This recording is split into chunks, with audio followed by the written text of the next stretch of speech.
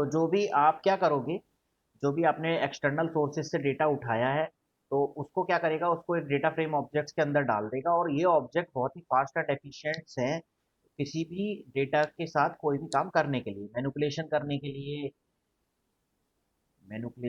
के लिए। तो मैनिपुलेशन के अंदर क्या आ जाता है, मॉडिफिकेशन आ जाते हैं। तो इस तरह से कहें तो एक तरह से ये जो ऑब्जेक्ट बनेंगे, ये कैसे बनेंगे, ये बनेंगे म्यूटेबल ऑब्जेक्ट। समझ गए?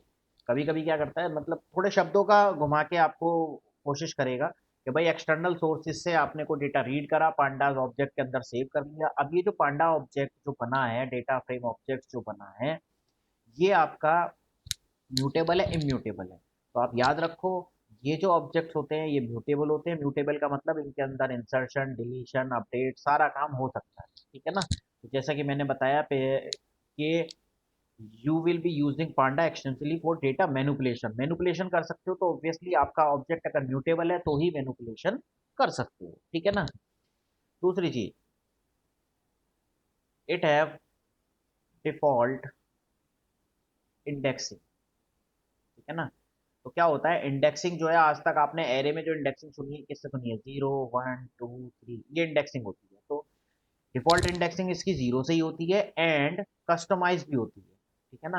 आपका मन कर रहा है मैं 0 की जगह में A B C D इस तरह की इंडेक्सिंग करना चाहता हूँ, तो इसके अंदर डिफॉल्ट इंडेक्सिंग भी होती है और कस्टमाइज इंडेक्सिंग भी आप कर सकते हो। रोज और कॉलम की जो इंडेक्सिंग है वो अपने हिसाब से भी सेट आप कर सकते हो। ठीक है ना?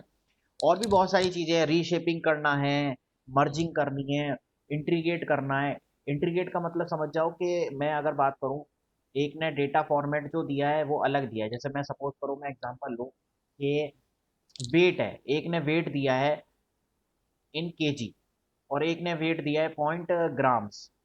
ठीक है ना? तो दो ने अलग अलग फॉर्मेट में डेटा दिया, तो अगर इनको इंट्रीगेट करना है तो पांडा जो है वो बहुत यूजफुल है, दोनों को एक ही स्केल पर इंट्रीगेट करके एक ही कॉलम में डाल दें। समझ में आ गई बात? ये तो इंट्रीगेशन के लिए भी पांडास बहुत यूजफुल है। ठीक है बेटा? मोस्ट इंपॉर्टेंट फीचर्स इसका क्या है? सबसे अच्छा फीचर्स ये है कि ये क्या करता है, मिक्स्ड डेटा को हैंडल करता है।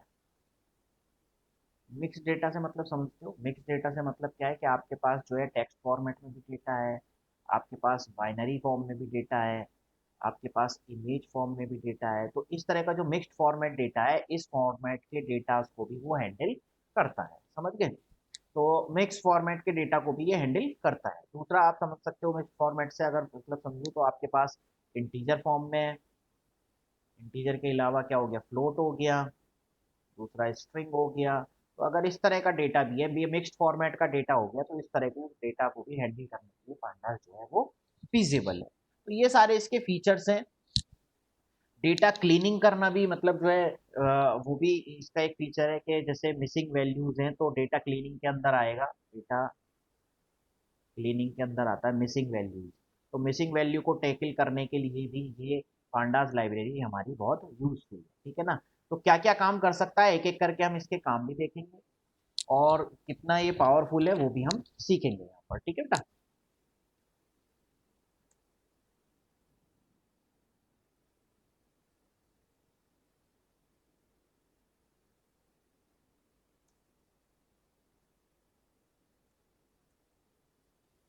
ठीक है? तो बेसिकली देखो यहाँ पर दो टाइप के स्ट्रक्चर्स होते हैं पांडा के अंदर। Two type of data structure in pandas. First होता है सीरीज। ठीक है ना? तो सीरीज क्या होती है? ये होता है एक 1D एरे। आप लोगों ने पढ़ाई है, 1D एरे होता है इस तरह से। ठीक है ना? तो ये एक सीरीज मतलब होता है, सीरीजिंग ऑर्डर में एक एरे होता है। ठीक है ना? Support multiple data types. Multiple data types का मतलब क्या है कि सपोज करो यहाँ पर इंटीजर वैल्यू है, ये मेरी इंटीजर वैल्यू हो गई, ये मेरी फ्लोट वैल्यू हो गई, ये मेरी स्ट्रिंग वैल्यू हो गई। तो ये सपोर्ट क्या करता है, 1D एरे होता है, सपोर्ट करता है multiple data types. Multiple data types भी सपोर्ट करता है। तीसरी चीज क्या है कि जो सीरीज है, ठीक है ना, तो सीरीज किसी भी सीक्वेंस में हम बना सकते हैं। एक लिस्ट जैसा अभी तक आप लोगों ने बनाई है, एक लिस्ट बनाई है कि इवन नंबर की लिस्ट बन जाए, ठीक है, एक लिस्ट बन जाए जो ऑड नंबर की लिस्ट बन जाए। ठीक है, तो ये क्या, ये एक सीरीज है। तो इस तरह की सीरीज आप बनाना चाहते हो तो with the help of series function आप बना सकते हो। ठीक है ना। सेकंड होता है डेटा फ्रेम्स। तो मोस्ट इंपॉर्टेंट इसके अंदर आते हैं, जब भी बात करेंगे हम डेटा फ्रेम्स की बात करेंगे, तो डेटा फ्रेम्स क्या होते हैं, ये होते हैं हमारे 2D है, और we can say that multi dimensional array बोल सकते हैं। ठीक है ना। हिट्रोजीनियस डेटा होते हैं, यानी हिट्रोजीनियस से आप समझ ही गए होगे कि ये सेम सिमिलर टाइप का डेटा इनके अंदर नहीं होता, डिफरेंट डिफरेंट टाइप का डेटा इनके अंदर होता है। ठीक है ना। किस फॉर्म में होता है ये, it is in the form of rows and columns, rows and columns. ठीक है ना, यहाँ मैंने लिखा भी होगा। It is use to extract data from CSV SQL database, create a object with cols and rows called data frames. ठीक है ना। तो ये क्या करता है, रोज और कॉलम्स की फॉर्म में डेटा फ्रेम को तैयार करता है। तो कोई भी डेटा आपका इस फॉर्मेट में है, 2 डायमेंशन की फॉर्म में है, तो वो किसके अंदर स्टोर करोगे, वो करोगे डेटा फ्रेम्स की फॉर्म। ठीक है ना। जैसे मैंने अभी एक्सेल फाइल जो खोली थी, उसके अंदर किस फॉर्म में डेटा था, उसके अंदर था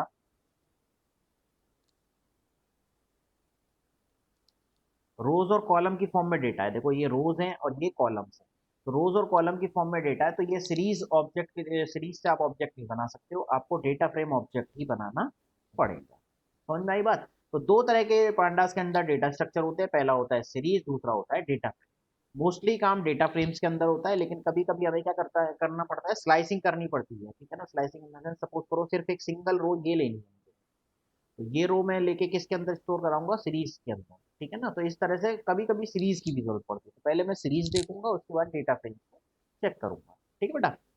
यहाँ ये थोड़ा सा थ्योरेटिकल पॉइंट था, जिसमें आपको मतलब बस ये समझना है कि पांडास होता क्या है भाई, लाइब्रेरी है, डेटा एनालिसिस के लिए काम में आती है, नमपाई में बनी है, ओपन सोर्स है, इसके थ्रू हम डेटा को मैनिपुलेशन, विजुअलाइजेशन, आगे मशीन लर्निंग अगर आप पढ़ते हो तो मशीन लर्निंग मॉडल्स बना सकते हैं, एक्सटर्नल डेटा सोर्स से डेटा को रीड करके उसके साथ आगे हम अपना काम को, डेटा एनालिसिस के काम को कर सकते हैं। ठीक है ना, ये सारा काम है। ठीक है, दो टाइप के डेटा स्ट्रक्चर होते हैं, एक होता है सीरीज, जिसके अंदर हम सीरीज बनाते हैं, 1D एरे होता है, एक होते हैं डेटा फ्रेम जो 2D एरे होता है, रोज और कॉलम्स की फॉर्म में डेटा स्टोर करता है। दोनों ही हमारे हेट्रोजीनियस डेटा टाइप के डेटा को स्टोर करते हैं। ये सारी पांडा की कहानी है। ठीक है बेटा। एक ये कल मेल आया था, मेरे पास भी आया है। ठीक है ना। तो NPTEL वाला ये है। ठीक है ना। जिन लोगों, जो लोग NPTEL से कोर्स कर रहे थे, उनका है, मैं उनको फटाफट बता देता हूँ। आप में से शायद 4-5 बच्चे ही होंगे।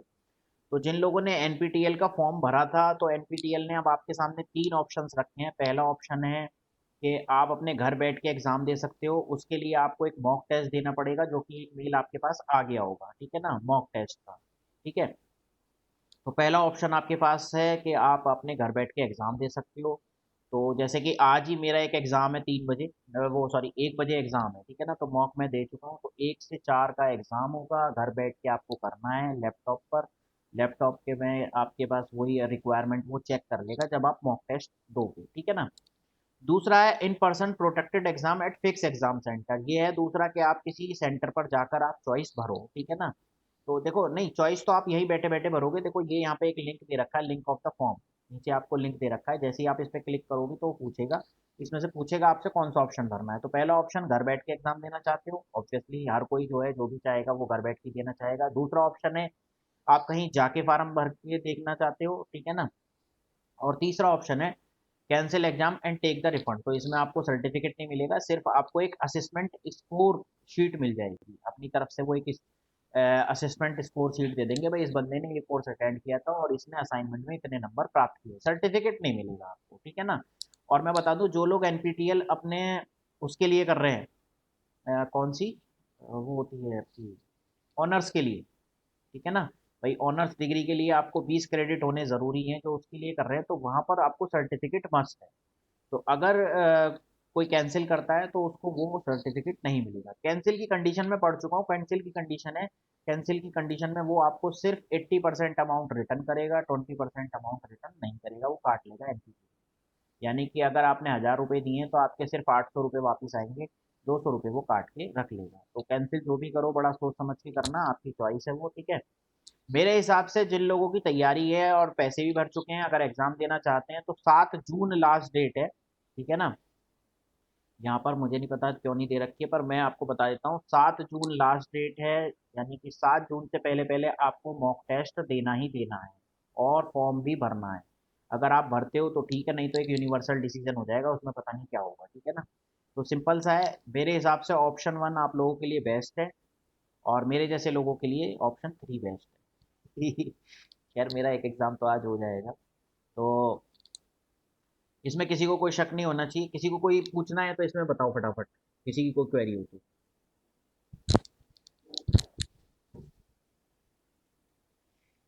नहीं है, ठीक है।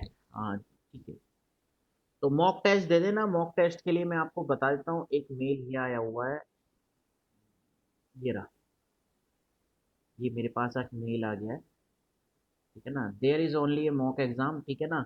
मॉक 2 फॉर ऑल कोर्सेज, सभी को एक दे दिया है, और ये आपका डाउनलोड होगा मेल्ट METTL सिक्योर ब्राउजर, ठीक है ना। कैसे है ये, घर पर ही एग्जाम देने की क्या कंडीशन होगी? कोई कंडीशन नहीं है बेटा, सिर्फ मॉक देना होगा। मॉक के लिए आपको ये इंस्टॉल करना होगा, मेरी स्क्रीन पर एक आइकन दिख रहा होगा आपको MSB का, ठीक है ना। तो ये इंस्टॉल करोगे, और बस आपको मॉक देना है, और बाकी आपके पास एग्जाम का लिंक आ जाएगा। जैसे ही आप ये वाला फार्म लिंक करके फार्म भर दोगे, जो आपके पास मेल आया है ना, जो मैं बता रहा था आपको, ये वाला, ये, ठीक है ना। अगर आपको पढ़ना है तो ये पढ़ सकते हो कि ये रिक्वायरमेंट चाहिए, पर इतना पढ़ने की ज़रूरत नहीं है। आप जस्ट मॉक पे क्लिक करना और मॉक देना, वो अपने आप चेक कर लेगा कंपेटेबल है नहीं, ठीक है ना। तो जो आपका लैपटॉप है वो सफिशिएंट है, बस कैमरा आपका लैपटॉप का ऑन होना चाहिए। डेस्कटॉप में कैमरा होता नहीं है, तो इसलिए वहाँ एलिजिबल नहीं होगा, ठीक है ना। तो देखो यहाँ पर ये खुल जाएगा, और खुल के आप क्लिक करके आप वो अपनी कंडीशंस भर, ये अभी लॉगिन वॉगिन मांगेगा, कुल मिला के यहाँ लॉगिन करके आप वो चीज़ें भर देना, ठीक है बेटा। और किसी को दिक्कत हो तो मुझसे पूछ लेना बाद में, कोई दिक्कत नहीं, ठीक है बेटा। क्लियर है सबको? सभी लोग दो एग्जाम मेरे हिसाब से। चलो आगे चले। सर तैयारी तो है नहीं। अबे घर बैठ के देना है, एक साथ में लैपटॉप और रख लेना, एक बंदे को बैठा लेना। क्यों 1000 रुपये बर्बाद कर रहे हो? ठीक है चलो, नेक्स्ट। पांडा लाइब्रेरीज पढ़ते हैं, ठीक है ना। तो मैंने आपको बताया there are 2 main data structure. Form नहीं भरा उसका सर, कोई बात नहीं बेटा, ऑनर्स की चाहिए भी नहीं तेरे को। तो पांडास लाइब्रेरी क्या है, इंपोर्ट करने के लिए सिंपल, इंपोर्ट पांडास SPD, ठीक है ना। नमपाई भी मैंने इंपोर्ट कर ली, क्योंकि आगे मुझे नमपाई की जरूरत पड़ेगी। तो मतलब कुछ एग्जांपल्स में, ठीक है ना, क्योंकि सीरीज एरे बनाने तो मैं नमपाई का यूज करूंगा। तो पांडास लाइब्रेरी को अगर वो करना है, क्या नाम है, इंपोर्ट करना है, तो इंपोर्ट पांडास SPD। मैं पहले बता चुका हूँ, PD नाम जो है वो LIS नेम है, इसका नाम कुछ भी रख सकते हो, पर जितनी भी आप नेट पे सर्च करोगे सब जगह उन्होंने बाय डिफॉल्ट PD लिया है, तो इसका मतलब ये नहीं कि PD है। इंटरव्यू में वो अक्सर आपको फंसाने की कोशिश करते हैं कि आप लिखो इंपोर्ट पांडा SPD, और वो PD की जगह वो लिख दे नितिन, कह भाई ये लिखना चाहता हूँ, तो क्या एरर आएगी? कोई एरर नहीं आएगी। अलायस नेम आप कुछ भी लिख सकते हो, बस आगे जब भी आप ऑब्जेक्ट को कॉल कराओगे पांडास लाइब्रेरी के फंक्शंस को, तो ऑब्जेक्ट नेम क्या होगा? नितिन ही होगा, ठीक है ना। तो देखो 1D एरे कैसे बनेगा, सबसे पहले create a numeric Panda series. तो पांडा सीरीज कैसे बनती है, तो फटाफट फटाफट चेक करते चले जाते हैं। तो S is equal to,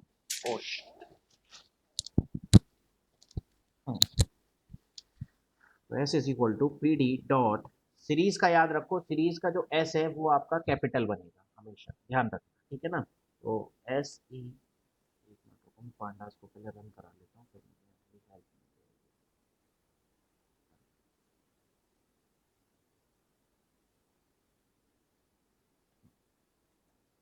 series, ठीक है।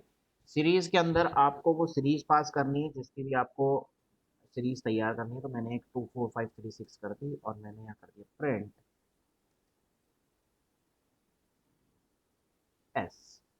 जैसे ही आप रन कराओगे, तो ये देखो आपकी सीरीज सामने आ गई। आपके लेफ्ट हैंड साइड पे जो रो लिखी है, ये आपकी इंडेक्सिंग, बाय डिफॉल्ट इंडेक्सिंग जो है दैट इज 0 1 2 3 4, और ये आपकी वैल्यू 2 3 4 5 6, ठीक है ना। ये आपकी, ये वैल्यू आपकी इंडेक्सिंग है लेफ्ट हैंड साइड वाली, और ये राइट हैंड साइड वाली आपकी वैल्यू है। डेटा टाइप जो है वो बाय डिफॉल्ट हो गया int 64, यानी कि इंटीजर टाइप की वैल्यू। तो आप कोई भी एक सीरीज बना के उसकी बनाना चाहते हो तो इंडेक्सिंग के हिसाब से वो आराम आपकी एक सीरीज बनाकर दे देगा, ठीक है ना।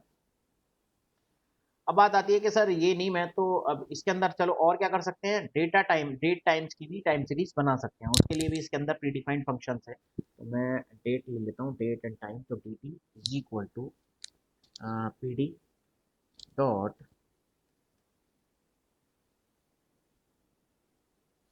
Date range. हाँ, डेट रेंज के अंदर पहला वेरिएबल होगा स्टार्ट इज इक्वल टू, आपको यहाँ डेट पास करनी होगी, तो मैंने दिया 11/9/2018, ठीक है ना, कॉमा एंड डेट बताओ कौन सी लेनी है मुझे, तो एंड डेट मैं ले लेता हूँ, सपोज करो 12/10/2019, ठीक है।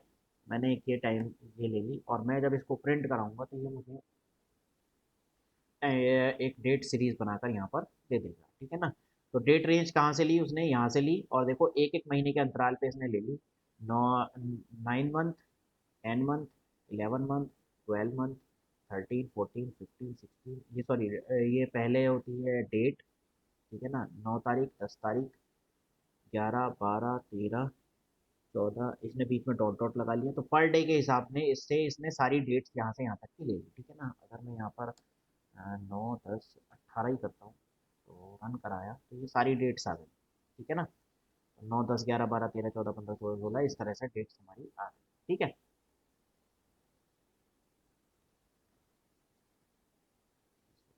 इसमें नहीं आएगा वो रेंज, ठीक है।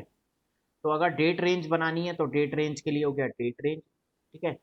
एक मैंने सीरीज बनाई थी यहाँ पर जो मैंने बाय डिफॉल्ट ली थी, ठीक है ना। अब मैंने आपसे एग्जांपल में कहा था कि अगर आप खुद की एक न्यूमेरिकल सीरीज बनाना चाहते हो तो कैसे बनाओगे, तो कुछ नहीं करना, सीरीज के अंदर आपको रेंज फंक्शन पास कर देना, create a series of numerical series using range. तो मैंने एक लिया S2 is equal to P D dot, series का याद रखना, सीरीज का एस कैपिटल होता है, ठीक है ना। इसके अंदर मैंने रेंज पास कर दिया और रेंज ले लिया मैंने 6, ठीक है ना। तो सपोज करो 6 लिया तो ऑब्वियसली 0 से लेके 5 तक की बनाएगा, तो 0 से लेकर इसमें, सॉरी एस लिखा है ऊपर वाला प्रिंट, तो ये 0 से लेकर इसने 6 तक की बना दी, लेकिन मैं क्या चाहता हूँ, मैं तो 1 से लेकर 10 तक की चाहता हूँ, ठीक है ना। तो वही रेंज फंक्शन जैसे काम करता है उस तरह से बना देगा, और कॉमा करके आप जो भी इंक्रीमेंट डिक्रीमेंट पॉइंट जो भी वो ले लेगा, 2 ले लिया इसमें, ठीक है ना। तो इस तरह से कोई भी एक आप 1D सीरीज बनाना चाहते हैं तो बना सकते हो आप, ठीक है बेटा। अब बात आती है, मैंने आपको बताया कि जो ये है आपकी पांडास है, इसके अंदर बाय डिफॉल्ट इंडेक्सिंग और कस्टमाइज इंडेक्सिंग भी होती है। तो बाय डिफॉल्ट इंडेक्सिंग तो हो गई 0, 1, 2, 3, 4, कस्टमाइज इंडेक्सिंग अगर करनी है तो देखो इसी के अंदर एक फंक्शन होता है, तो मैं ले लेता हूँ S3 is equal to P D dot series, ठीक है। तो सीरीज के अंदर देखो दो वैल्यू पास होती है, तो एक काम करता हूँ, सबसे पहले मैं एक लेता हूँ list1 इज इक्वल टू, मैंने लिया नेम ले लेता हूँ, नितिन शान सतीश, ठीक है, 3 नाम ले लिए। तो ये तो मेरी लिस्ट हो गई, अब मैं एक बनाता हूँ इंडेक्सिंग के नाम से, तो I N D index 1 is equal to, तो एन की जगह तो आए A comma B comma C, ये मैंने इंडेक्सिंग कर दी, ठीक है ना। तो क्या करते हैं, सबसे पहले आप पास करोगे लिस्ट, तो लिस्ट 1 कॉमा, दूसरी जगह इंडेक्स पास करोगे, तो इंडेक्स इज इक्वल टू, इसी का एट्रीब्यूट होता है, तो इंडेक्स 1 और एस, जैसे ही रन कराओगे तो देखो आपके टेबल बन के तैयार हो गए, और इंडेक्सिंग हो गई एबीसी, और इधर हो गए नाम जो आपने दिए थे, ठीक है ना। चाहो तो इसको एक लाइन में भी कर सकते हो, कैसे कर सकते हैं, मैं एक S4 इज इक्वल टू ले लेता हूँ पी डी डॉट, ये मेरे ख्याल से अब तो आप समझ ही गए होगे कैसे करते हैं, ठीक है ना। भाई वैल्यू तो रखनी है कॉपी, तो मैंने यहाँ पर रख दी वैल्यू कॉमा, तो पहले पहला पैरामीटर हो गया वैल्यू, दूसरा है इंडेक्स इज इक्वल टू, यहाँ पर इंडेक्स पास कर दो, ठीक है ना। तो इंडेक्स क्या है, यहाँ से कॉपी कर लेता हूँ,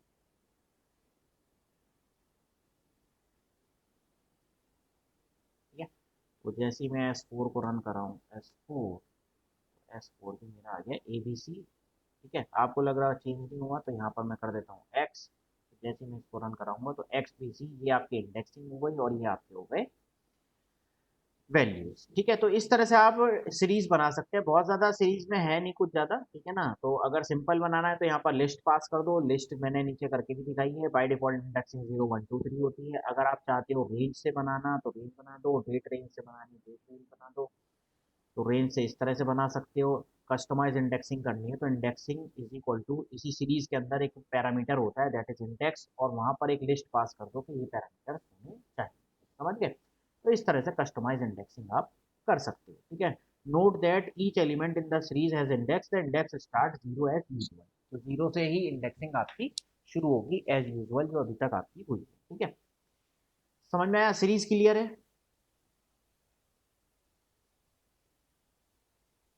सीरीज क्लियर हो तो फिर डेटा फ्रेम्स पे चलते हैं। ठीक है, ठीक है, तो डेटा फ्रेम्स पे चलते हैं। डेटा फ्रेम मैंने आपको बताया, data frame is most widely use data structure and data analysis. सबसे ज़्यादा डेटा फ्रेम ही यूज होता है हर जगह। जब भी आप डेटा एनालिसिस में बात करोगे तो डेटा फ्रेम्स की बात होगी कि भाई एक डेटा है, इसका डेटा फ्रेम तैयार कर लो। डेटा फ्रेम क्या है? It is a table with rows and column. Simple सा अगर समझने की बात करूँ तो it is a table of row and column, जो आप अभी तक समझते आए हो। ठीक है ना। रो हैविंग एव index and column have meaningful meanings, obviously. ठीक है ना, जैसे मैं एक टेबल की बात करूँ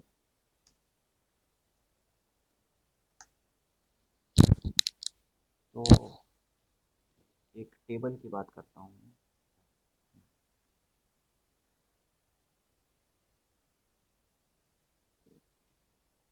तो ये हो गई इंडेक्स, ये हो गया नेम, सिटी, एज, 1 2 3 4 5 6। तो ये क्या बता रहे हैं? ये तो बता रहे हैं पहला रिकॉर्ड, दूसरा रिकॉर्ड, तीसरा रिकॉर्ड, चौथा रिकॉर्ड, पांचवा रिकॉर्ड, छठा रिकॉर्ड। तो रोज क्या बताती है? रोज तो जस्ट क्या बताती है? इंडेक्सिंग।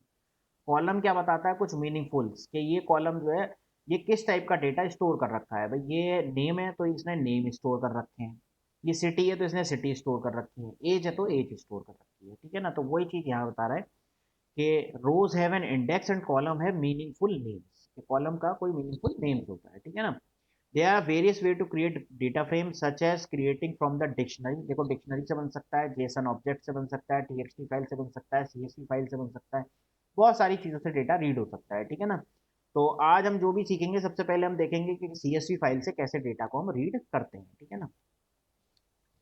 तो देखते हैं, सबसे पहले एक सिंपल से शुरू करते हैं और धीरे धीरे अपने लेवल को बढ़ाते चलेंगे। तो 2D एरे बनाना है मुझे, एक नमपाई एरे से मैं बनाता हूँ। ठीक है ना। तो नमपाई आप लोगों को सबको याद ही होगा, a is equal to N P dot arange. मैंने लिया 24 और इसको मैंने रीशेप कर दिया, रीशेप 6 4। ठीक है, तो एक एरे बना लिया 6 बाय 4 का। तो इससे डेटा फ्रेम कैसे बनेगा? तो p is equal to P D dot, ठीक है, इसके अंदर एक फंक्शन होता है डेटा फ्रेम। तो डेटा फ्रेम के अंदर मैं क्या पास कर दूंगा? ए, कि भाई इसका डेटा फ्रेम मुझे बनाकर दे दो।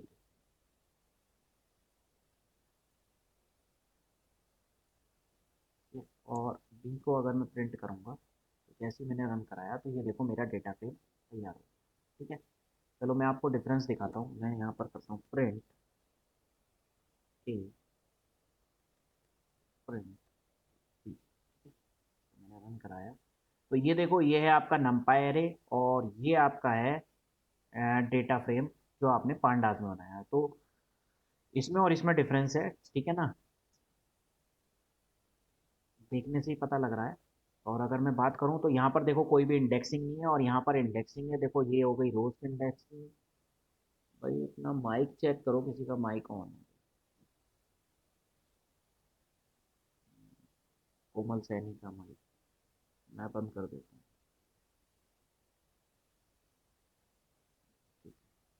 हूँ। तो ये आपकी रोज की इंडेक्सिंग हो गई 0 1 2 3 4 5, और ये आपकी कॉलम की इंडेक्सिंग हो गई 0 1 2 3। ठीक है ना। तो इस तरह से आपकी क्या हो गई? बाय डिफॉल्ट इंडेक्सिंग आपकी हो गई रोज और कॉलम्स की। ठीक है ना। तो अभी तक जो आप नमपाई में पढ़ रहे थे, नमपाई में इस तरह की इंडेक्सिंग नहीं होती थी। अब मैं इसमें अगर इस वाली उसमें बात करूं कि आप मुझे 17th एलिमेंट बता दो कौन सा है, तो आप शायद नहीं बता पाओ। मतलब वैसे तो आप बता दोगे भाई ये 16 हो गया, क्योंकि 0 से शुरू है, 17 पूछ रहा हूँ तो ये होगा। ठीक है ना। या मैं आपसे पूछूं कि एक काम करो 3,4 एलिमेंट बताओ, तो पहले आप यहाँ से देखोगे 0 1 2 3 कौन सा है, ठीक है ना। लेकिन यहाँ पर आपको इंडेक्सिंग तुरंत आपको पता लग जाएगी कि अच्छा 3 का 4, तो 3 का 4 तो है ही नहीं, 3 का 2 0 14, ठीक है। तो ये फायदा है पांडास का, ठीक है ना। विजुअलाइजेशन भी आसान है और मैनिपुलेशन आगे आप देखना बहुत आसान है, इंडेक्सिंग बहुत आसान है, ठीक है ना। अच्छा चलो, ये डेटा फ्रेम तो बन के तैयार हो गया, मैं इसको कर देता हूँ डिलीट, रन, ठीक है। अब आपका क्वेश्चन आएगा सर इंडेक्सिंग थोड़ा अच्छी कर दो, ठीक है बेटा इंडेक्सिंग कर देते हैं, तो I N D X indexing, ठीक है। एक काम करता हूँ ए कर देता हूँ, ए बी सी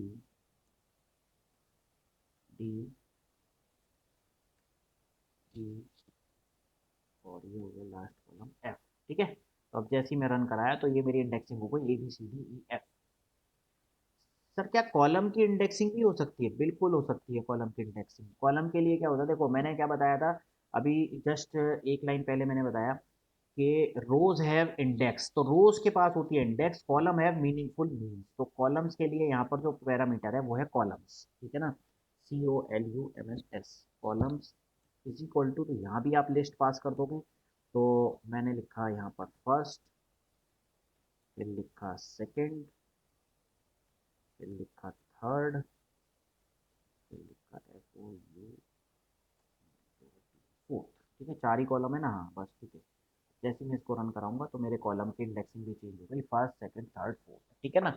तो समझ में आया, बाय डिफॉल्ट इंडेक्सिंग जो होती है वो वही होती है अरे की जो आपने आज तक पढ़ा है 0 1 2 3 4, और कस्टमाइज आप करना चाहते हो तो रोज के लिए आपको दिया गया इंडेक्स, यहाँ पर आप एक लिस्ट पास कर दोगे, और कॉलम्स की इंडेक्सिंग आपको चेंज करनी है तो आपको करना है कॉलम्स, और यहाँ पर आप कॉलम का नाम चेंज कर दोगे। क्लियर है बात? ठीक है, यहाँ तक सही है।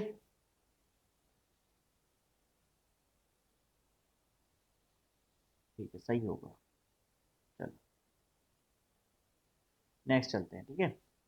अब बात आती है print data frame column and rows. तो डेटा फ्रेम के कॉलम और रोज अगर आपको चेक करने हैं तो कैसे करते हैं, तो फॉर सेलेक्ट कॉलम, कॉलम अगर सेलेक्ट करना है तो सिंपल सी बात है, जो मैंने डेटा फ्रेम बनाया, डेटा फ्रेम ऑब्जेक्ट किस नाम से बना, बी के नाम से बना है, तो इसी ऑब्जेक्ट के थ्रू कॉल होगा, तो लिखूंगा बी डॉट, सॉरी कॉलम अगर करना है तो B column name, column name क्या है, कॉलम नेम मुझे चाहिए फर्स्ट, तो जैसे ही मैं इसको प्रिंट कराऊंगा, ये देखो इंडेक्सिंग के साथ मुझे कॉलम प्रिंट करके दे दिया फर्स्ट कॉलम, ठीक है ना। अगर आप ऊपर चेक करोगे तो 4 8 12 16 20 4 8 12 16 14, ठीक है ना। तो कॉलम प्रिंट करना है तो सिंपल सा है, बी के अंदर कॉलम का नाम दे दो, और अगर रो प्रिंट करनी है तो रो के लिए थोड़ा सा अलग है, बस इसके लिए होता है LOC लोकेशन, यहाँ पर आपको लोकेशन पास करनी होगी, और लोकेशन आपको बतानी होगी कि मुझे कौन सा चाहिए, सपोज करो मुझे चाहिए ई, ठीक है ना, तो मुझे ई वाली रो सेलेक्ट करनी है। देखो जैसे ई करूंगा तो ये फर्स्ट सेकंड थर्ड फोर्थ देखो आएगा इसी फॉर्म में, लेकिन अगर मैं यहाँ पर देखूँ फर्स्ट सेकंड थर्ड फोर्थ, तो फर्स्ट सेकंड थर्ड फोर्थ हो गया ये, और फर्स्ट की वैल्यू है 16, यहाँ पर देखोगे तो 16 है, 16 17 18 19, 16 17 18 19, तो इस तरह से आप रोज और कॉलम को सिलेक्ट कर सकते हो, ठीक है ना। ये है आपका कॉलम सेलेक्ट करने के लिए, और रो सेलेक्ट करने के लिए होता है LOC, लोकेशन बतानी पड़ती है कि बी ऑब्जेक्ट की इस लोकेशन पर, यानी कि ई वाली लोकेशन की वैल्यू मुझे सर निकाल कर दे दे, ठीक है ना। ये था एक सिंपल डेटा फ्रेम्स, ठीक है, जो आपने नंपाई एरे से एक एरे उठाया मैंने एक रैंडमली, और उससे मैंने एक बनाकर आपको सारी चीजें बताई, ठीक है। अब ले लेते हैं एक आपके पास लिस्ट है, ठीक है ना, उस लिस्ट से बनाना है, तो मैंने एक लिस्ट ली, list one is equal to, list ली 1 2 3 4 5 6 7, ठीक है कुछ भी ले ली। और अब इस लिस्ट से डेटा फ्रेम बनाना है, तो डेटा फ्रेम बनाने के लिए मैं लिखता हूँ A1 is equal to D dot data frames, data frame के अंदर मैंने पास कर दिया लिस्ट वन, ठीक है, लास्ट में प्रिंट करा दिया A1, ये बन गई आपकी इंडेक्सिंग, ठीक है। बाय डिफॉल्ट इंडेक्सिंग देखो तो क्या हो रही है, बाय डिफॉल्ट इंडेक्सिंग 0 1 2 3 4, और जो आपके कॉलम की इंडेक्सिंग है वो 0 से होती है, क्लियर है, ठीक है।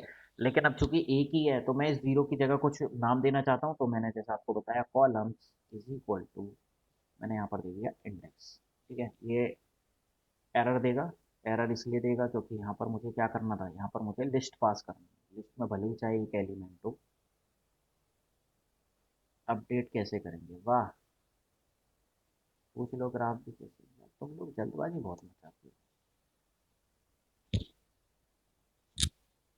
ठीक है, तो यहाँ पर मैंने इंडेक्स लिख दिया, इंडेक्स की जगह कुछ भी लिख सकते हो, जैसे मैंने लिख दिया नंबर, तो ये नंबर आ गया। ठीक है बेटा, तो कोई भी लिस्ट है जो आपको लिस्ट दी है, जैसे पहले आपको कंट्री की लिस्ट दी थी, तो उसको अगर आपको डेटा फ्रेम्स में कन्वर्ट करना है तो लिस्ट का नाम पास कर देना। ये आगे के पैरामीटर्स जो है ये सारे ऑप्शनल होते हैं, जो मैंने आपको बताया कि ऑप्शन इस तरह से आप सेट कर सकते हो। तो मैंने कॉलम का नाम क्या सेट कर दिया, नंबर्स। ठीक है ना, तो जैसे कंट्री का आप अगर बनाते हो तो कंट्री के, जैसे मैं एक उठा ही लेता हूँ, ठीक है ना, कल क्या था, 26, तो कल वाली फाइल थी, लाइन देख लेता हूँ,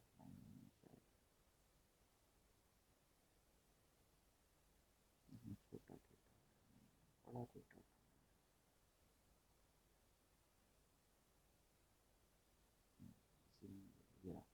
ये एज वाला है। ठीक है ना, इसके अंदर मैंने कल बताया था लेंथ निकाल के 730 का डेटा है। ठीक है, एंड कॉपी कर लेता हूँ,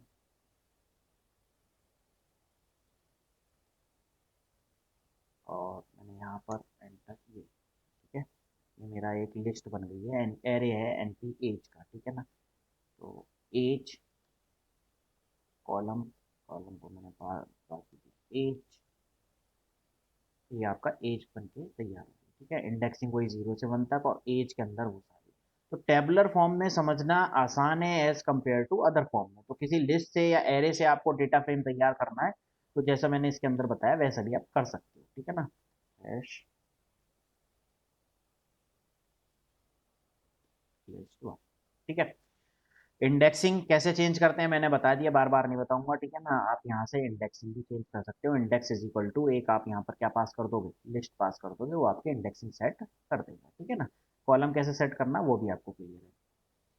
नेक्स्ट आया create a data frame from a multi dimensional list. Multi dimension in the sense के 2D लिस्ट है, अगर 2D लिस्ट है तो उससे कैसे क्रिएट करेंगे। ठीक है ना, जैसे 2D भी मैंने ऊपर बताया था, एक बार और बता देता हूँ, अगर लिस्ट से बताता हूँ। ठीक है ना, list two is equal to, तो 2 डायमेंशन एक लिस्ट बना लेता हूँ, तो ये हो गया मेरा लिस्ट 0 तो मैंने लिखा नितिन कॉमा 23 कॉमा अल। ठीक है, कॉमा ये बनाया निशांत कॉमा 26 कॉमा, और ये नहीं। ठीक है, एक मल्टी डायमेंशनल लिस्ट बनाई है। लिस्ट टू अगर मैं प्रिंट करता हूँ तो ये लिस्ट टू प्रिंट हो गई। ये मेरी नंबर ऑफ रोज है, और ये मेरे नितिन ये 3 कॉलम। ठीक है ना, अगर मैं इसकी मैट्रिक्स बनाऊंगा और शेप देखूंगा, नंपाई एरे से अगर देखता हूँ तो 3/2 की होगी। ठीक है ना, तो अब इस लिस्ट से मुझे क्या करना है, मुझे इस लिस्ट से बनाना है A2 is equal to data frame, तो P D dot data frame list two. ठीक है, और लास्ट में प्रिंट करा दूंगा A2। जैसे मैं इसको रन कराऊंगा तो ये मेरी लिस्ट बन के तैयार हो गई। ठीक है ना, देख रहे हो, जो मेरा मल्टी डायमेंशनल लिस्ट थी, 2D लिस्ट थी, ठीक है ना, उसको मैंने टेबुलर फॉर्म में करा, टेबुलर फॉर्म में बहुत अच्छा दिख रहा है। ठीक है ना, अब लेकिन यहाँ पर फिर वही बात, थोड़ा सा देखने में अच्छा नहीं लग रहा। ठीक है ना, तो इसको थोड़ा सा सजा लेते हैं। सजाना क्या है, इंडेक्स चेंज कर देते हैं। तो इंडेक्सिंग आप क्या करोगे, इंडेक्सिंग इस तरह से कर दो चाहो तो, रो 1 कॉमा रो 2।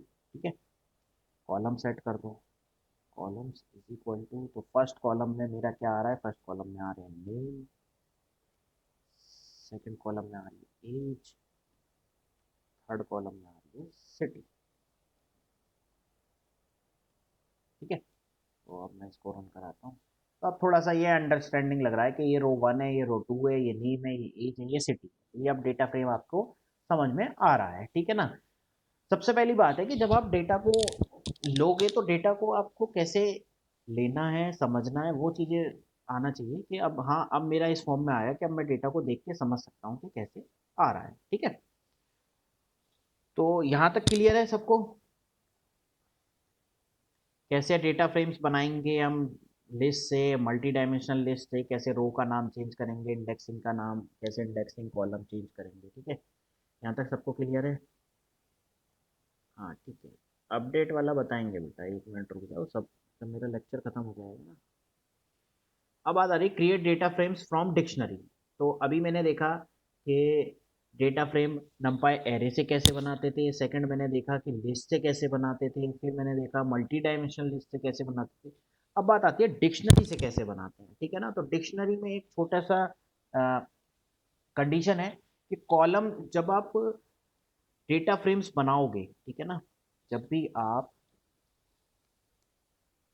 देखो डिक्शनरी के पास क्या होती है, dictionary have to values, first होती है की और सेकंड होती है वैल्यू, ठीक है ना। तो की जो होता है वो होता है कॉलम बेसिकली, याद रखना, ठीक है ना। और वैल्यूज उस कॉलम की जो भी वैल्यू, समझ गए। तो डिक्शनरी जब भी हम बनाएंगे तो ये पहला कॉलम हो गया, तो इस पूरे को मिला के क्या बना, कॉलम, फिर की टू वैल्यूज, वैल्यूज लिखूंगा जो कॉलम के अंदर वैल्यूज होंगी, ये हो गया मेरा कॉल, ठीक है ना। तो कैसे बनाते हैं देखो, अभी ऊपर वाला एग्जांपल ही दोबारा लेते हैं। दूसरा एक चीज का ध्यान और रखो कि यहाँ पर कॉलम का नाम, जब इससे आप डेटा फ्रेम तैयार करोगे तो जो डेटा फ्रेम बन के तैयार होगा, ये जो कॉलम के नाम है ये आप अपडेट नहीं कर पाओगे, क्योंकि इनको जो भी आप की में वैल्यू दोगे वही यहाँ पर आ जाएगा। यहाँ पर क्या लिखा आएगा, जैसे की1, की2, ठीक है। तो जो भी कॉलम का नाम देना है वो आप की के प्लेस पर दे दो, ठीक है। तो जैसे अभी जो ऊपर वाला एग्जांपल लिया है वही बनाते हैं एक बार। तो मैं एक डिक्शनरी बनाता हूँ, डी1 इज इक्वल टू, तो की ली सबसे पहले मैंने नेम, ठीक है। तो नेम कौन कौन से हैं, तो नेम में मैं डाल देता हूँ नितिन है, कॉमा निशांत है, कॉमा काजल हो गया, ठीक है। तो ये नेम हो गए, फिर कॉमा, फिर दूसरा दूसरा मुझे कॉलम चाहिए एज, वैल्यू, वैल्यू रख दी यहाँ पर 26, 29, ठीक है, कॉमा। नेक्स्ट था मेरा सिटी, तो कॉलम का नाम रखा मैंने सिटी, और इसकी वैल्यू रख दी मैंने, पहला रखा अलवर, दूसरा रखा मेरठ, तीसरा रखा जयपुर, ठीक है। तो ये मैंने बना दी एक डिक्शनरी। अगर मैं यहाँ पर डी आई सी टी डिक्श1 देखूंगा तो ये मेरी डिक्शनरी बन के तैयार हो गई होगी, ये बन गई, ठीक है ना। तो मैंने आपको बताया ये जो है की वैल्यू ये है नाम, ठीक है। तो इससे आप कैसे बनाओगे, तो जैसे ही आप डेटा फ्रेम तैयार करते हो पी डी डॉट, इसी के अंदर स्टोर करा लो A3 is equal to data frame, और इसके अंदर आप क्या पास कर दोगे, इसी, ठीक है। तो A3 जैसे ही आप प्रिंट कराओगे, रन कराया, ये आपका आ गया प्रिंट, ठीक है बेटा।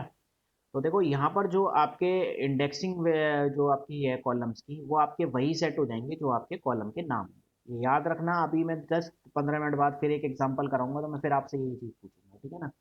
तो कभी भी डिक्शनरी से बनाओगे तो डिक्शनरी में क्या होगा, डिक्शनरी में जैसे मैंने आपको बताया की तो होगी आपका कॉलम नेम, ये तो होगा आपका कॉलम नेम, और ये होगी आपकी वैल्यूज, ठीक है। वैल्यूज किस फॉर्म में होंगी, वैल्यूज आप लिस्ट की फॉर्म में स्टोर करा दोगे, तो कॉलम के अंदर आपकी लिस्टिंग हो जाएगी, ठीक है ना।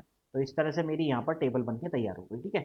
अगर आप चाहते हो कि नहीं सर ये साइड वाली इंडेक्सिंग भी चेंज करनी है, तो साइड वाली इंडेक्सिंग वैसे ही चेंज होगी जैसे होती है, इंडेक्स इज इक्वल टू, इसको कर दो 1 2 3, 0 1 2 की जगह, तो ये हो गया 1 2 3।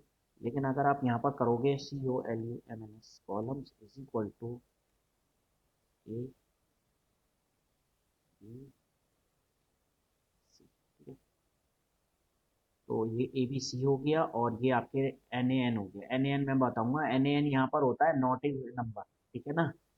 नल की जगह पर यहाँ पर एन एन यूज होता है, ठीक है ना। तो बेसिकली जब वो कॉलम के आप यहाँ नाम लिख रहे हो तो ए बी सी नाम से उसे कोई कॉलम नहीं मिल रहा डिक्शनरी के अंदर, समझ गए। तो यहाँ पर अगर मैं लिखता हूँ नेम, तो जैसे ही रन कराऊंगा तो नेम उसे मिल गया कॉलम, तो नाम में उसने की से वैल्यू उठाकर वो डाल दी। तो समझ लो जब भी डिक्शनरी से बनाओगे तो कॉलम नाम का पैरामीटर का कोई मतलब नहीं है यहाँ पे। अगर आप बनाओगे भी तो सेम नाम ही आपको रखना पड़ेगा, अगर नहीं भी रखोगे तो आपका वही आउटपुट आएगा, जो भी आपने की के अंदर यहाँ पर की वैल्यू ली है वही आपके टाइटल सेट हो जाएंगे, समझ में आ गई बात? तो ये छोटा सा यहाँ पर ध्यान रखने वाली बात है डिक्शनरी के अंदर। क्लियर है? यहाँ तक क्लियर?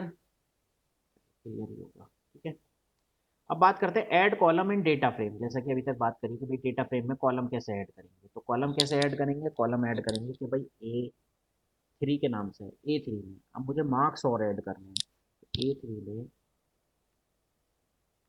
मार्क्स। ठीक है साहब, इसकी वैल्यू और बता दो, तो ठीक है साहब वैल्यू भी बता देते हैं। तो पहले के मार्क्स हैं, तो कम पढ़ा लिखा है 23, दूसरे के हैं 85, तीसरे के हैं 56। ठीक है, तो अब मैं A3 को प्रिंट कराता हूँ। तो देखो अभी जो मैंने जस्ट ऊपर बनाया A3, इसके अंदर 3 कॉलम है, नेम एज सिटी। यहाँ पर A3 के अंदर मैंने एक पैरामीटर पास कर दिया दैट इज मार्क्स, और मैंने यहाँ 3 ही पैरामीटर पास कर दिए। तो जैसे ही मैं इसको रन कराऊंगा तो ये मुझे नई टेबल बना कर दे देगा, और ये कहेगा एक और कॉलम इसके अंदर ऐड कर दिया दैट इज 23, 85, 56। समझ में आ गई बात ये? ठीक है, अब यहाँ पर एक चीज और आती है, ये आती है कि सर मैं ना इंडेक्सिंग ये 1 2 3 नहीं, मैं चाहता हूँ जो मेरे पास टेबल है इसी में से इंडेक्सिंग बन जाए। ठीक है ना? जैसे मैं कहूँ कि मैं इसके अंदर एक और कॉलम ऐड कर देता हूँ, A3 is equal A3 roll number. ठीक है, रोल नंबर हो गए, तो रोल नंबर, तो रोल नंबर एक का 101, एक का 102, एक का 103। ऑब्वियसली सबका रोल नंबर अलग अलग होगा। ठीक है ना? जैसे मैंने A3 को प्रिंट कराया तो मेरी टेबल ये बन के तैयार आ गई। ठीक है, रोल नंबर,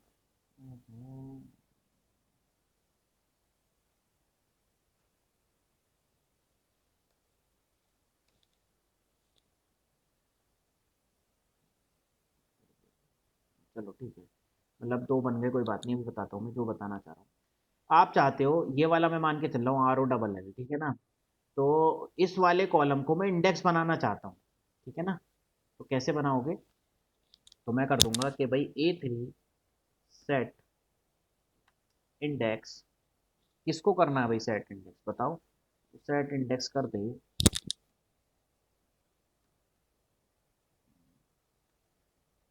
रोल नंबर।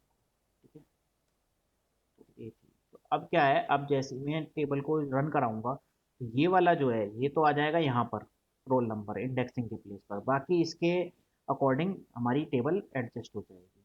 तो ये देखो,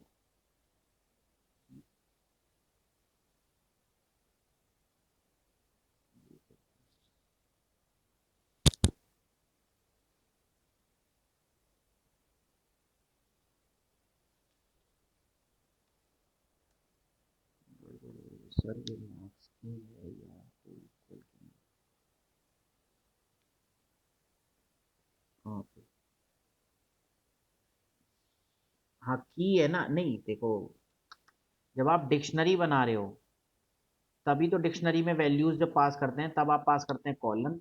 लेकिन जब आप अलग से उसके अंदर वैल्यूज को इंसर्ट करा रहे हो तो आप क्या करोगे, इज इक्वल टू लगाओगे यहाँ पर, इसमें ये नहीं लगेगा। ये क्या है, अब A3 क्या है, अब A3 डिक्शनरी थोड़ी है, A3 है डेटा फ्रेम्स पांडास का। देखो पांडास का डेटा फ्रेम बन के A3 जो ऑब्जेक्ट बना है वो पांडास का डेटा फ्रेम है। तो अगर डेटा फ्रेम में आपको इंसर्ट करना है तो डेटा फ्रेम में इंसर्ट करने के लिए आपको इज इक्वल टू लगाया है, इसका डिक्शनरी से लेना देना आप कुछ नहीं है, क्योंकि डिक्शनरी से तो अब मैंने डेटा फ्रेम बना लिया। ठीक है,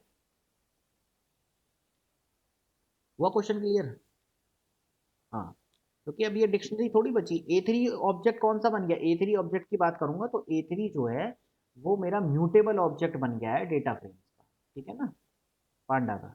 ठीक है, इंडेक्स क्यों नहीं बना सर, एक कॉलम इंडेक्स सर, ऊपर रोल नंबर वाली लाइन नहीं आ रही, कहाँ नहीं आ रही?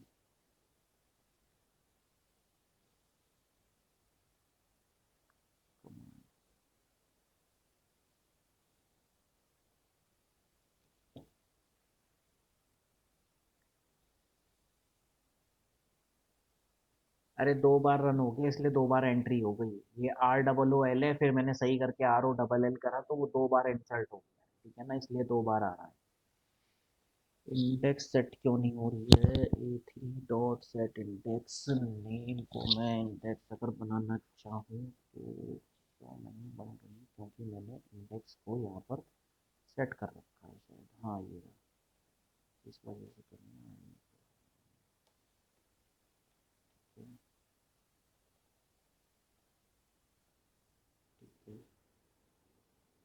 है, यहाँ पर मैं कर देता हूँ ए थ्री,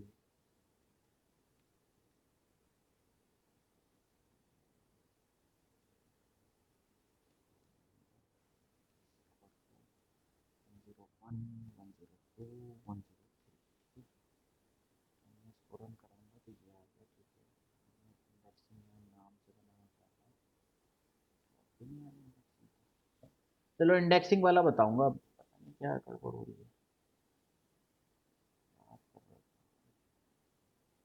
चलो इंडेक्सिंग वाला देख के बताऊंगा मैं आपको, ठीक है ना। यहाँ तक क्लियर है ना, कैसे डिक्शनरी से डेटा फ्रेम बनाया, डेटा फ्रेम के अंदर आपको कॉलम इंसर्ट करना है तो किस तरह से कॉलम को आपने इंसर्ट किया, ठीक है ना। इंडेक्सिंग वाला मैं, मेरा यही था कि जैसे रोल नंबर है तो रोल नंबर को इंडेक्स बना दूं, ठीक है ना। होता तो सेट इंडेक्स सही है पर ए थ्री किसी कॉल पे तो नहीं। हाँ हो गया, सॉरी, वो क्या अपडेट होकर हो रहा था, ठीक है। तो ए थ्री इज इक्वल टू कर दिया मैंने सेट इंडेक्स, नेम को सेट इंडेक्स बना दिया, ठीक है ना। मैं नेम को नहीं बनाना चाहता, मैं तो बनाना चाहता हूँ रोल नंबर को, ठीक है। तो जैसे मैं इसको रन कराऊंगा तो मेरी जो नेम वाली थी वो डिलीट हो गई, क्योंकि अपडेट होकर वो उसमें आ गई थी। तो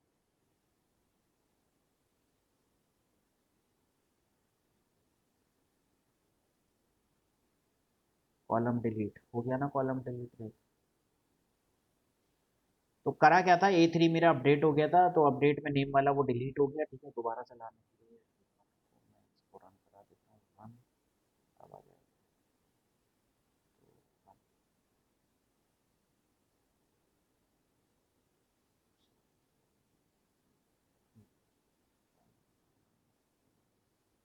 तो देखो ये जो रोल नंबर है ये मेरी आप इंडेक्स बन गई है, और ये नेम एज सिटी मार्क्स ये आपके वो हो गए, समझ गए। तो अगर आप, जो आपके पास डेटा है उसी में से अगर आप कोई किसी से इंडेक्सिंग करना चाहते हो, ये जो डिफॉल्ट इंडेक्सिंग है इसको हटा के अपनी कोई इंडेक्सिंग नहीं देना चाहते, आप चाहते हो कि मेरा ये वाला जो कॉलम है यही मेरी इंडेक्सिंग बन जाए, ठीक है ना। तो आप क्या करोगे, आप सिंपली उसको सेट कर दोगे A three dot set index is equal to, वो इंडेक्स के अंदर वो पैरामीटर पास कर दोगे और ए थ्री में वापस उसको स्टोर करा लेना। ये मैं स्टोर नहीं करा रहा था, ठीक है ना। अगर आप स्टोर नहीं कराते हो तो मैं सिर्फ स्टोर के बाद ये प्रिंट करा के दिखाएगा सर, अभी कहीं स्टोर नहीं करा रहे।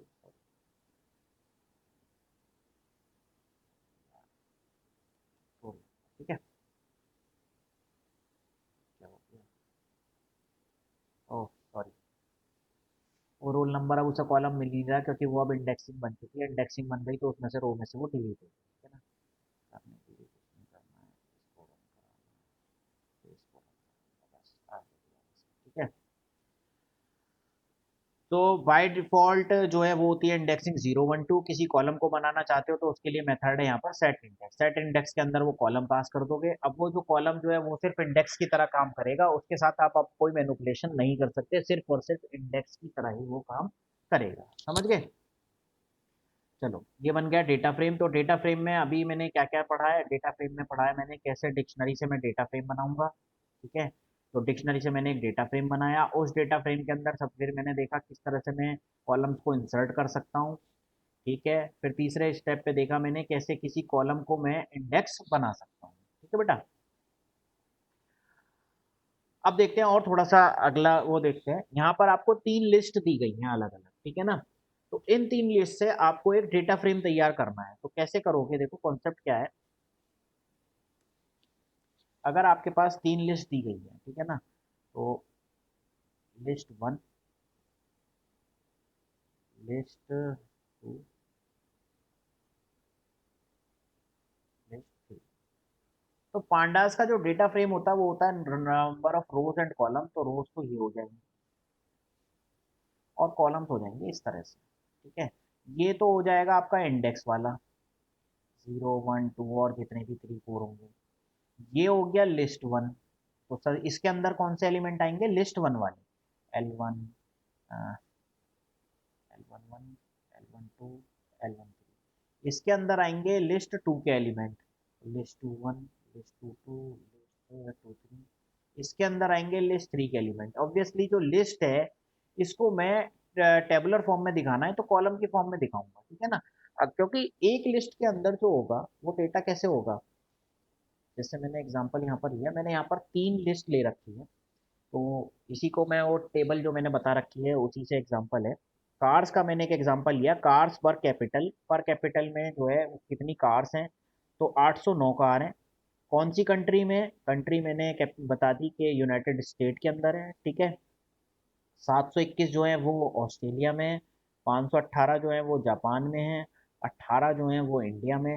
तो कार पर कैपिटल के हिसाब से मैंने एक लिस्ट बनाई है, यूनाइटेड स्टेट कंट्री बता दी, और ड्राइविंग लेफ्ट भाई, ड्राइविंग राइट कहाँ अलाउ है, तो ड्राइविंग राइट यहाँ फॉल्स है, यहाँ पर ट्रू है, तो यहाँ पर अलाउ है ड्राइविंग राइट, यहाँ पर भी ट्रू है अलाउ है राइट, यहाँ पर भी ट्रू है अलाउ है राइट, यहाँ पर फॉल्स है तो ड्राइविंग यहाँ पर राइट अलाउ नहीं है, यहाँ पर लेफ्ट ड्राइविंग है। तो इस तरह का अगर आपको पास डेटा है तो आप ऑब्वियसली कैसे करोगे, आपका जो टेबुलर फॉर्म होगी वो इस तरह से होगी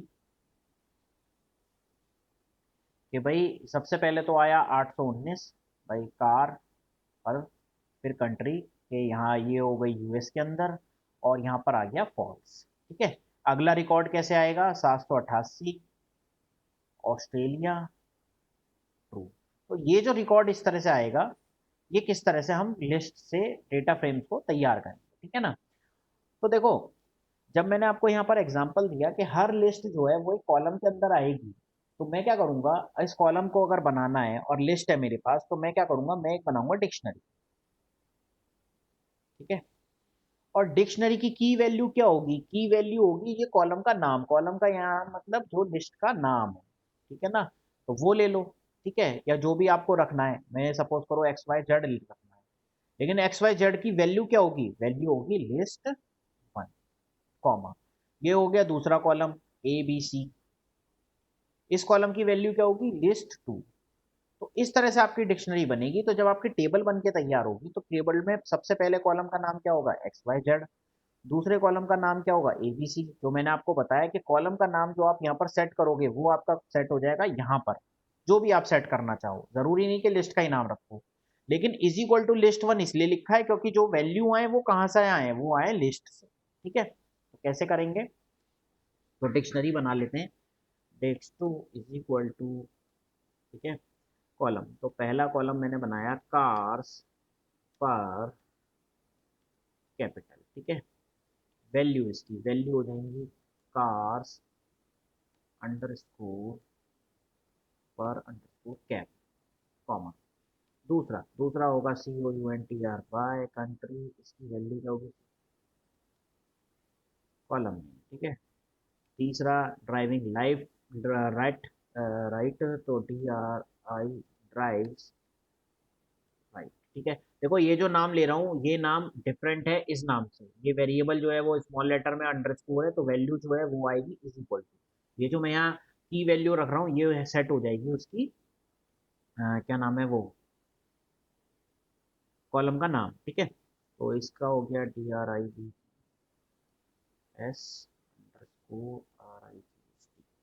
ठीक है। तो इसको सबसे पहले मैं रन करा देता हूँ, ये राइट के अंदर आ गए। डिक्शनरी जब कार के नाम से बनवा रहा तो कार्स बना लेते हैं, कार्स, तो यहाँ पर मैं प्रिंट करा देता हूँ कार्स, CARS कार्स, ठीक है। तो जैसे ही मैं रन कराऊंगा तो अभी तो ये मेरी डिक्शनरी बन के तैयार हुई, और मैंने अभी जस्ट थोड़ी देर पहले आपको बताया डिक्शनरी से कैसे आप क्या बनाओगे, डेटा फ्रेम्स बनाओगे, ठीक है। तो CRS cars is equal to PD dot data frame, dictionary का नाम डी टू, ठीक है, और CRS कार्स। जैसे मैं इसको रन कराऊंगा, कार की स्पेलिंग नहीं आ रही मेरे को, कार फ्रंट, तो ये मेरी बनके तैयार हो गई, ठीक है ना।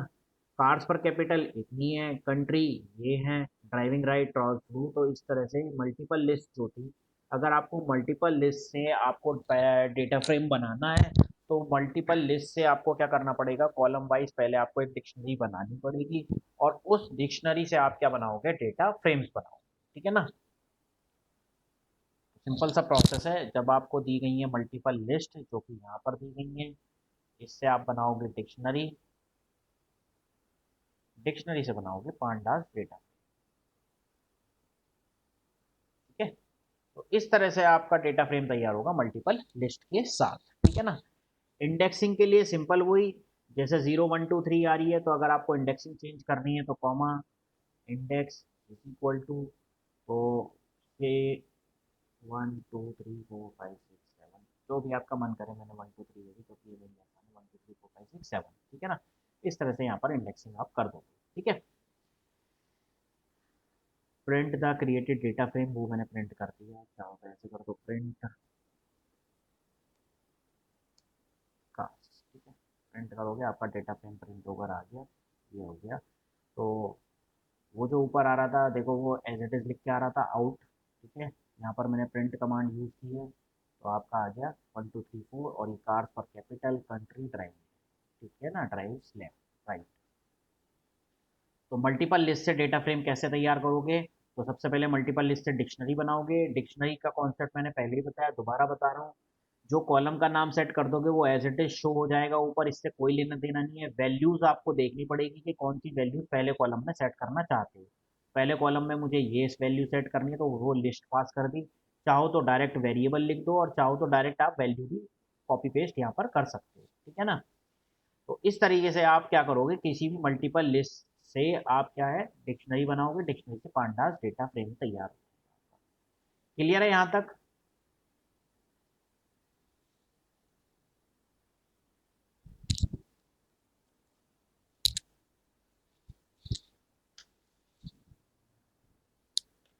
ठीक है। तो अब देखते हैं कि चलो ये तो मेरे पास डेटा बना बनाया, मेरी लिस्ट मिल गई, ये मिल गई। अब एक्सटर्नल फाइल से डेटा को कैसे रीड करेंगे, ठीक है ना।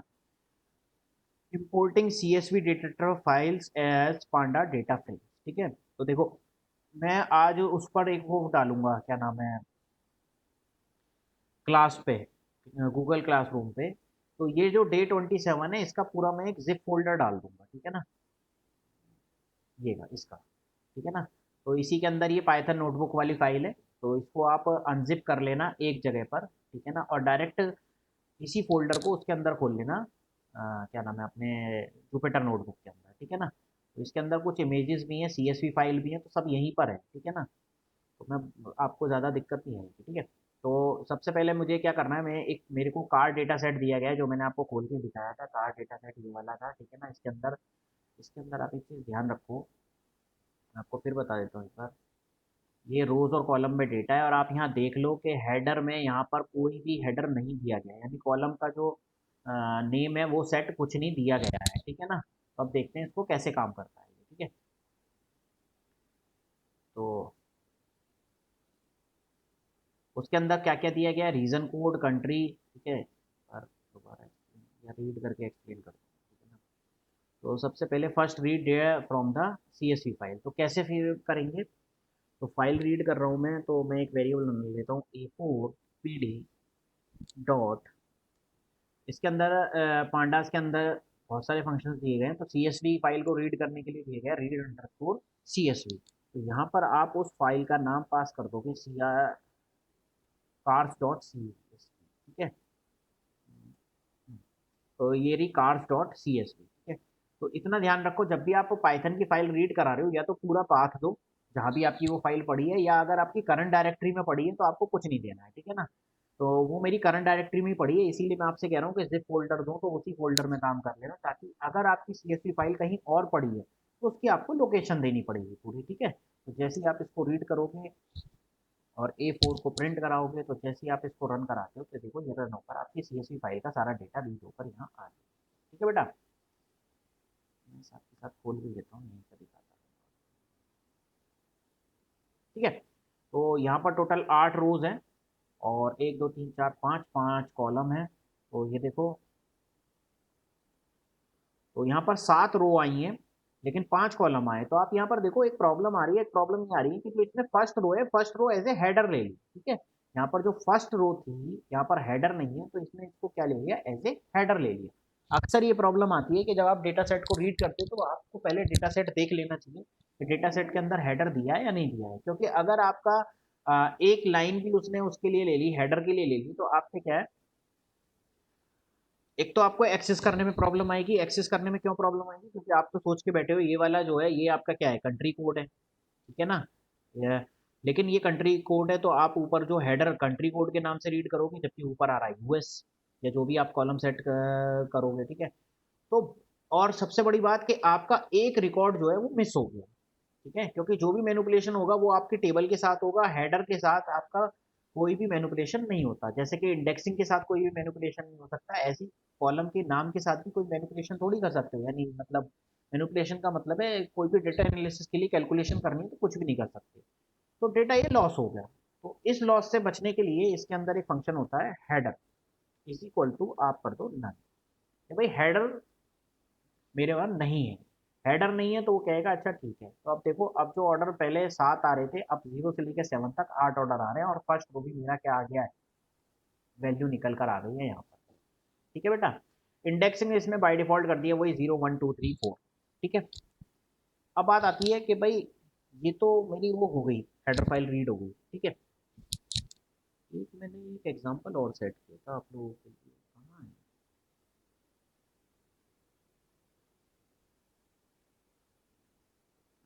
चलो देखता हूँ, ठीक है।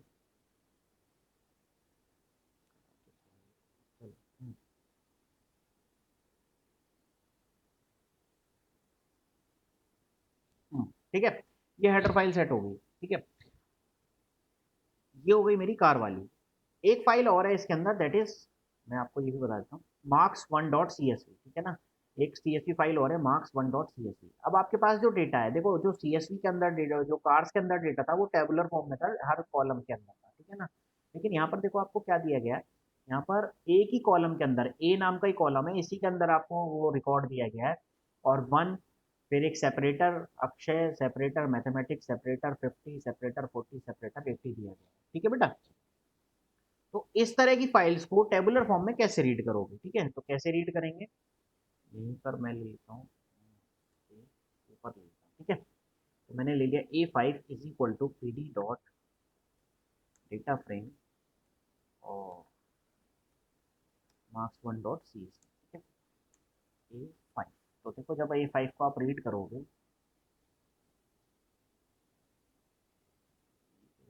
Data properly called, sorry data frame थोड़ी आएगा, read dot C S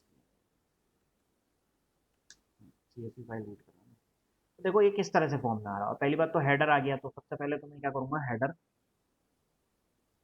is equal to header. अब देखो एक ही कॉलम आ रहा है, जबकि कॉलम इसके अंदर बहुत सारे हैं, ठीक है। तो यहीं पर एक फंक्शन होता है सेपरेटर, और वो सॉरी पैरामीटर होता है सेपरेटर। सेपरेटर में आपको बताना होता है सेपरेटर किस पेज पे सेपरेट करूं मैं। तो देखो सब जगह, कुछ जगह क्या होता है कॉमा होता है, कुछ जगह ये आपको दे रखा है सेपरेटर, तो ये क्या करूंगा मैं, और वाला ये है, ठीक है ना। तो भाई इस बेस पे सेपरेट कर दिए, ठीक है साहब, कर दूंगा। तो अब देखो, अब इसने सेपरेट करके डेटा मेरा टेबुलर फॉर्म में दिया है, ठीक है ना। समझ में आ गई बात ये। तो कभी कभी क्या होता है, आपके पास एक्सेल शीट में डेटा होता है जो सीएसवी फॉर्मेट में होता है, और एक ही कॉलम में कॉमा कॉमा कॉमा लगा के सेपरेशन होता है। तो उसको, कॉमा को आपको रीड करने के लिए बस सेपरेटर की जगह क्या करना है, आपको यहाँ पर कॉमा लगा देना। समझ में आ गई बात ये, ठीक है। तो इस तरह से डेटा को आप रीड कर सकते हो, ठीक है।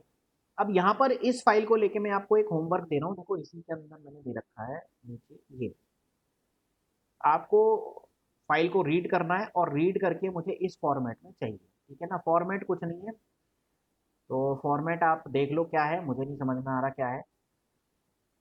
चलो मैं एक बार समझा देता हूँ। तो बेसिकली है क्या, जो आपका डेटा ऊपर आ रहा है,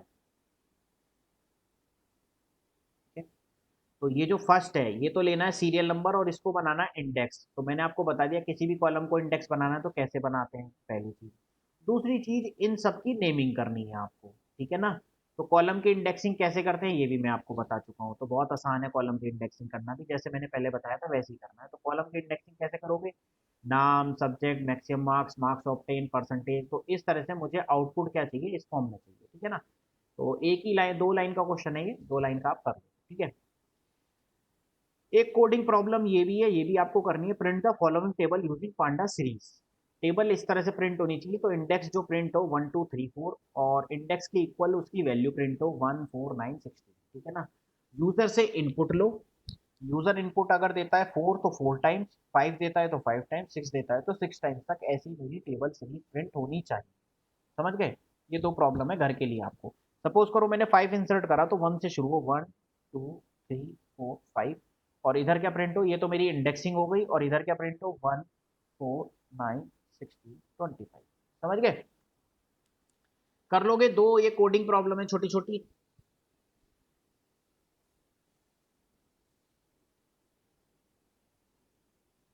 हाँ कर लोगे, ठीक है। बाकी पांडाज में भी, चलो आज के लिए इतने छोड़ दूँ इतना ही। हाँ, कर तो लोगे।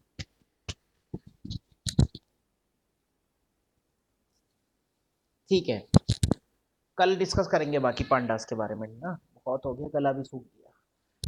चलो, तो ये मैं अभी गूगल फॉर्म पे डाल, गूगल क्लासरूम पे डाल रहा हूँ, फिर मैं आपको बताता हूँ, आपको कुछ नहीं करना, मैं जस्ट एक स्टेप करके ही बता देता हूँ।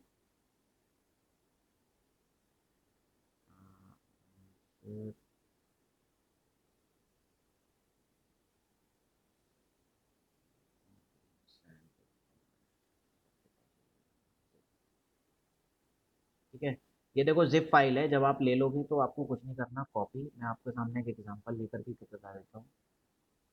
तो डेस्कटॉप पे सपोज करो मैं एक फोल्डर बनाता हूँ, जो आपने बना ही रखा होगा शायद, क्लास के नाम से बना लिया, ठीक है।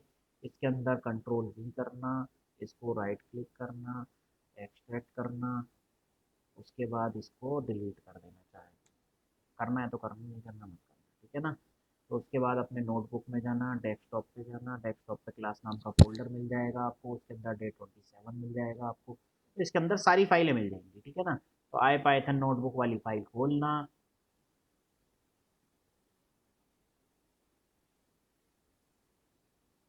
और वही सारा काम आपको मिल जाएगा, ठीक है ना। नहीं तो प्रॉब्लम क्या आएगी, सी, ये जो इमेजेस मैंने यहाँ लगा रखी हैं, ठीक है ना, तो ये इमेजेस नहीं लगेंगी, ठीक है ना। क्लियर है? अच्छा, इमेज कैसे लगाते हैं अपनी पाइथन नोटबुक की फाइल में, ये आता है या सीखना है? आता है, ठीक है। नहीं सीखना? नहीं, अच्छा नहीं आता, तो बहुत आसान है, कोई भी इमेज आपको लगानी हो तो देखो, ये मैं आपको भेज रहा हूँ, इस पर देखो डबल क्लिक करो, तो कुछ नहीं है, HTML आप लोगों ने पढ़ी है, तो HTML का कोड लिखना है, img src जो भी फाइल का नाम है वो फाइल का नाम लिखना है। ये तो panda underscore square dot png file थी, ठीक है ना, जो कि ये रही, ये ये PNG की फाइल है। तो जो भी इमेज आपको उसके अंदर शो करानी है, तो सिंपल आपको HTML टैग लिखना है, HTML टैग लिख के ऊपर से कौन सा सेलेक्ट करना है, मार्कडाउन, मार्कडाउन सेलेक्ट करके जैसे ही आप रन कराओगे आपकी इमेज यहाँ लग जाएगी। समझ गए मेरी बात को? ठीक है, सिंपल है, क्लियर है। ऐसे ये भी एक इमेज है, ये भी एक इमेज, कहाँ है मेरी, ये रही इमेज, पांडाज मार्क्स, ये एक इमेज है, इस इमेज को अगर आपको लगाना है तो क्या होगा, सिंपल वही, यहाँ पर भी देखो, image S R C equal to panda marks, HTML का कोड लिखना है, मार्क्स लिखना, मार्क डाउन यहाँ से सेलेक्ट करना और रन करना, आपकी इमेज ऊपर आ जाएगी, ठीक है बेटा। देखो नोटबुक जो है वो आपको नोट्स प्रिपरेशन के या प्रैक्टिस प्रिपरेशन के बहुत अच्छे काम आती है, जो भी आप काम करते जाओ इसी के अंदर नोट्स भी के टाइप फॉर्म में स्टोर करते चले जाओ, ताकि कल को आपको अगर रिवीजन करना हो तो बहुत जल्दी आप रिवीजन कर सकते, ठीक है ना। ठीक है बेटा।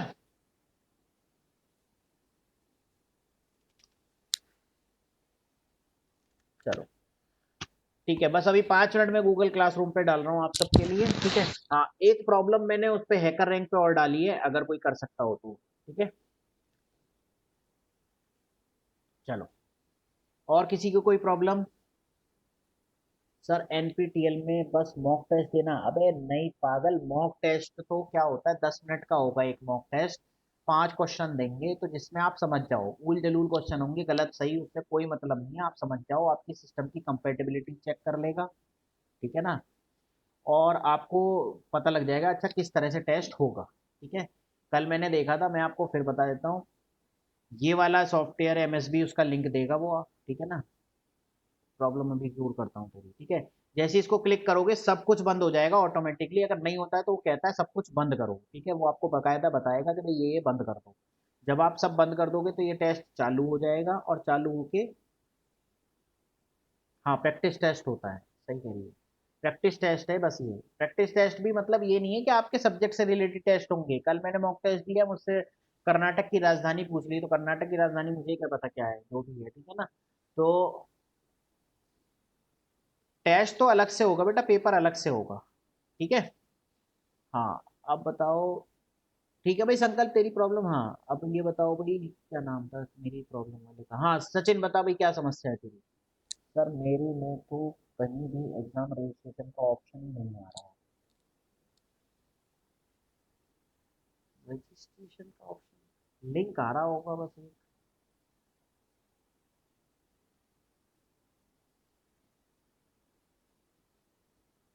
सर वीडियो कहाँ से देख सकता हूँ मैं। बेटा जिन लोगों ने अभी फीस जमा करी है रिसेंटली, उनको मैंने अभी ऐड नहीं किया है, तो मैं कर दूंगा, एक दो दिन में कर दूंगा, तेरे पास मेल आ जाएगा, और मेल आएगा सोशल के अंदर, देखो जीमेल में दो। अबे वो यश के लिए कह रहा, तेरे लिए नहीं कह रहा, ठीक है। मैंने ना क्या करा है मैं बताता हूँ, आपके जीमेल में तीन चार ऑप्शन होते हैं, मैं आपको यहाँ दिखा भी देता हूँ, जीमेल अगर खुला होगा तो ये रहा। सचिन तेरे लिए बता रहा हूँ, नहीं अब कोई ऑप्शन नहीं है फी पे करने का भाई यश। एनपीटीएल की अगर बात कर रहा है यहाँ, तो तू कभी भी डबल भी दे सकता है। तो नहीं, पहले अगर आपने फी पे कर रखी होगी, फॉर्म भर रखा होगा तो ही तो होगा। अब तो फी मांग ही नहीं रहा वो।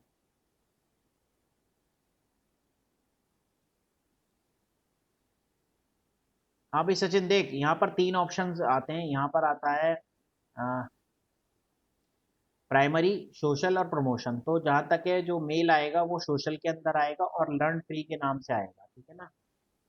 LEARN लर्न फ्री के नाम से आएगा, ठीक है। तो इनबॉक्स में मत सर्च करना, या तो स्पैम में सर्च करना या सोशल में करना, ठीक है ना। मैं कर दूंगा एक दो दिन में से, ठीक है। और किसी को कोई समस्या नहीं, ठीक है चलो। स्टॉप शेयरिंग,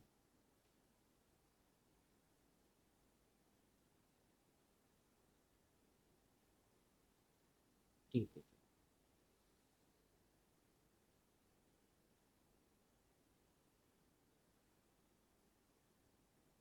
एनपीटीएल का बेटा मुझे पता नहीं ना, तुम्हारा 12 वीक वाला कोर्स होगा, 4 वीक वाला तो क्लियर है, 12 वीक वाले का चलो मैं देखता हूँ, मुझे कुछ अपडेट मिलता है तो मैं बताता हूँ आप लोगों को, ठीक है। Okay, bye bye.